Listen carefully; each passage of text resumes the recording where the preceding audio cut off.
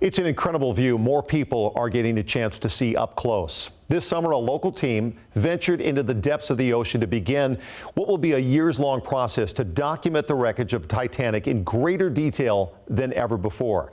This expedition included nationally and world-renowned scientists, explorers, and Titanic experts. We profiled some of them before the trip.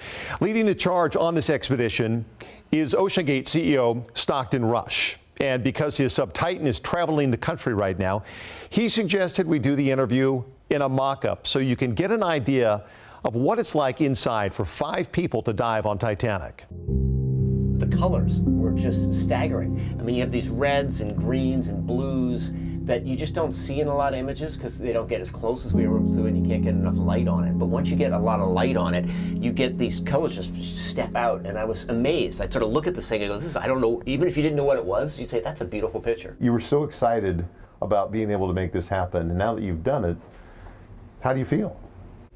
Well, I can tell you how I felt right when we were done, which was exhausted. And now I'm just, I have the same anticipation of what comes next. We're doing this tour of the sub, and then we're going to go back in next year, so gearing up to do it again. And then all the things that are now coming out of it, now that we've been to the Titanic, the number of partners and folks who were sort of on the sidelines waiting to see how it turned out are all now super excited to join in.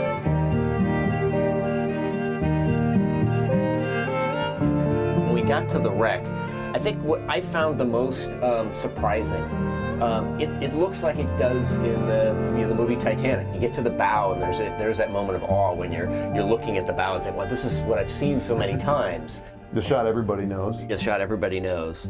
And as you can see, very little current, so we're just able to cruise along here. So this is just debris from the wreck. There's a saucer, probably a teacup. This is some of a concrete, probably from the walls. This is the top of, I believe, the officers' quarters. You can see it's collapsed in. So as we're coming down here, this is the one of the anchors, and the anchor was 60 feet above the keel of the wreck. And you'll see it right now, it's just above the dirt or the mud. So the bow of the Titanic is about 60 feet buried. And it'll be very interesting when it does start to decay, how that changes, this part that's been exposed and then the part that's buried in the mud. Is there going to be a difference there? And what's going to be exposed when that happens? So it should be 60 feet, and instead it's a couple of feet. That's about I think it's 10 feet, pretty large anchor. Someday we'll go down there and the bow may not be recognizable. Maybe that'll collapse, or other pieces that have started to come down. So you really don't know, and no one's been inside the wreck in a long time, so we don't know how much decay has happened in the internal structure. Someday I'll go down there and it won't look the same, but I think it's in pretty good shape for a few more years. But that's also kind of the point of this entire expedition, is to be able to document not just here's what it is now, but how it's changing throughout the years. Yes, I don't believe there's been a period where you've had back-to-back expeditions. It typically has been at least a 2-year gap.